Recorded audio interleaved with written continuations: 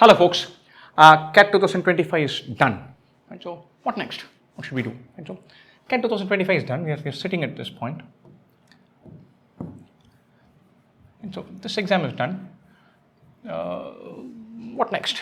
Right? So several avenues are there. Several things to keep in mind are there. What are the words that are there? Hey, maybe I need to prepare for personal interviews, group discussions.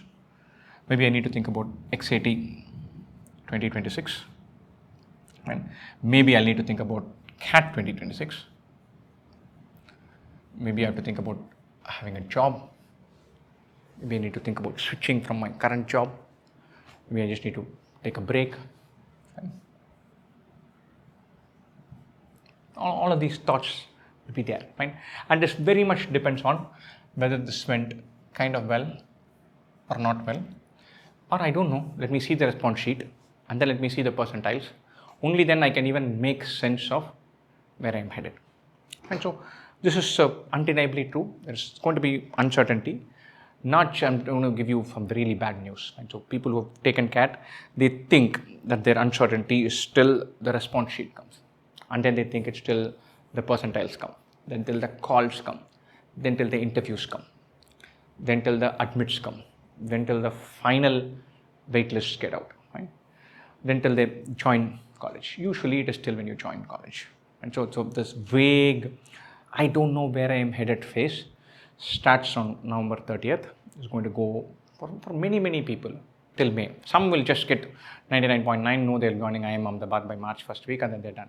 And so unlikely, or even not unlikely, but for a small segment of people. Right? The majority of students, there's going to be a period of uncertainty. And so accept that. Make your peace with not knowing where you will be studying in June 2026 over the next 6 months, or whether you will be studying at all somewhere, continuing in your job. And so keep 1 foot here, 1 foot there, 100%. Fine. So don't accept that there's going to be uncertainty for a long stretch of time. Kind of it's part of life. Don't burn your bridges. Don't take a decision that you will come to regret. Keep your options open, 100%.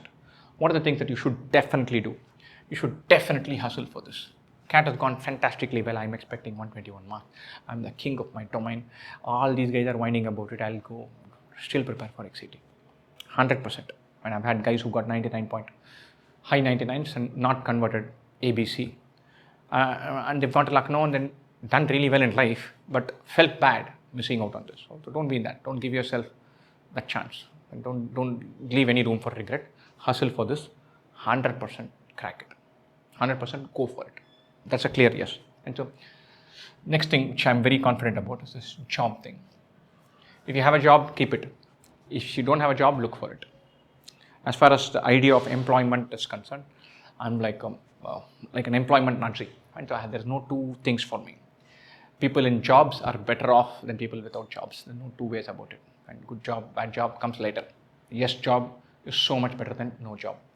If you're whining about your job, you should speak to 6 people who have not had a job for the last 3-4 months. You will understand how incredibly better off you are than that. And so if you have a job, hang on to it. If you don't like your job, if you don't like your boss, you don't like your setting, you don't like your environment, look for another job. Find that and then quit here. Don't quit on some flimsy premise and then go hustling for a job. No chance.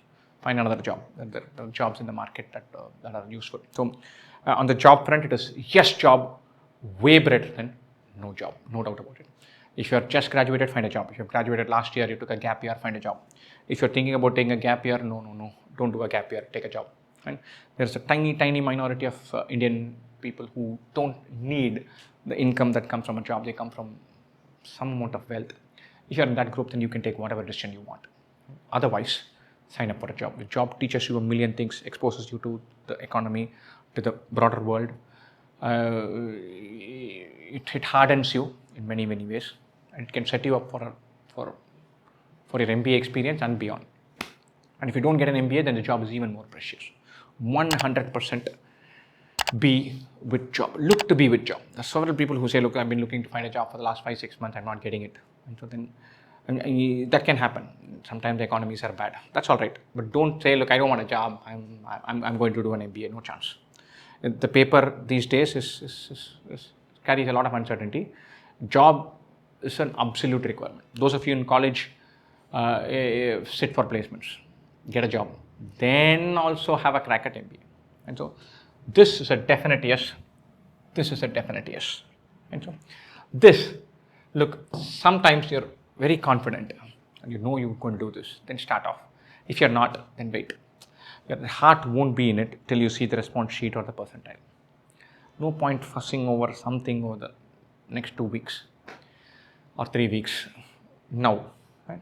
What you can do if your heart doesn't sit into GDPI preparation is read newspapers, read the news, be occupied, so that if it morphs into PI preparation, you've got a head start on current affairs and reading newspapers and all that. But don't say, look, I'm going to prepare for these questions, those questions, those questions.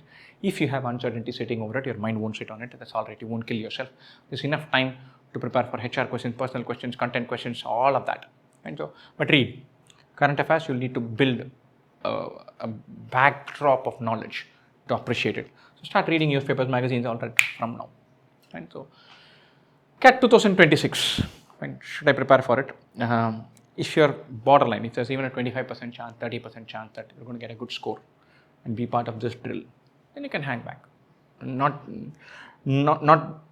just because there's a chance, but because if you're in the zone, if you're going to get shortlisted by baby IIMs or whatever, that means you kind of know what CAT is. You don't need 12 months to prepare, 8-9 months will be sufficient, should be sufficient. So there's a burnout risk that comes. Today I finished CAT 2025, I spent 8 months preparing for it. Tomorrow morning I start from CAT 2026. Risky. You can prepare really well till February, March, and then be done with it for 3 months. Wake up suddenly in August, having forgotten everything. And so pace yourself. There's no crying pressure to start for 2026 CAT today. And if you are prepared really well for 2025, lots of students who've just gone to 2025 and said, then start for 2026. You did this to know what this exam was about. Now you know what the exam is about. You're not emotionally spent. Start preparing for CAT 2026. And so break from this drill of preparing all the time. Yes. Break from this thing of being utterly consumed in CAT and mock and score and percentile, all of that. Yes, definitely. You may go towards this, but I want a break. Yes. You may head towards this, but I want a break. Yes. But for this, it can be a 2-day break, 3-day break, not a 3-week break. You don't have that much time. And definitely not a break from job. A dial out of this whole percentile mock world helps. But you cannot afford to have a 3-week break. This is there. And your mind will get tuned to preparing for it if you have a 2-day break. It'll be fine. That's one of the ways of getting over this if CAT has not gone well. Last words, if CAT 2025 has not gone well, big deal. And big freaking deal. It doesn't matter. You're not going to be judged by a 120-minute exam. I'm saying this as someone who's been judged on the basis of a 120-minute exam a lot of times and come out really well based on that judgment. Fine. I know that notwithstanding my own glorified success stories on clearing 120-minute exams and 180-minute exams, I know that they don't mean much. And so I would like it if they meant a lot, but they don't. So the 120-minute exam cannot determine what you can bring to this world. And so don't let anybody tell you that you didn't crack this exam, you're a loser, or it's not worth it. And so it's bull. There are people who may have had an emotional investment in your journey, and parents, friends, and siblings.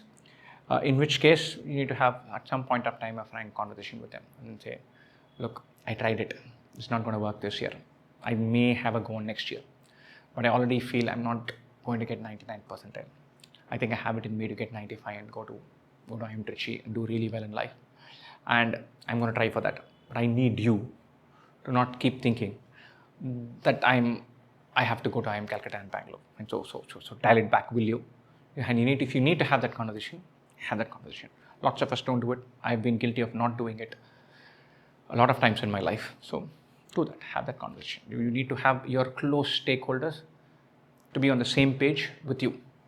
Fine. So generally they understand. If they don't understand, it's all right. At least you will know that you tried and then they didn't understand. It's all right.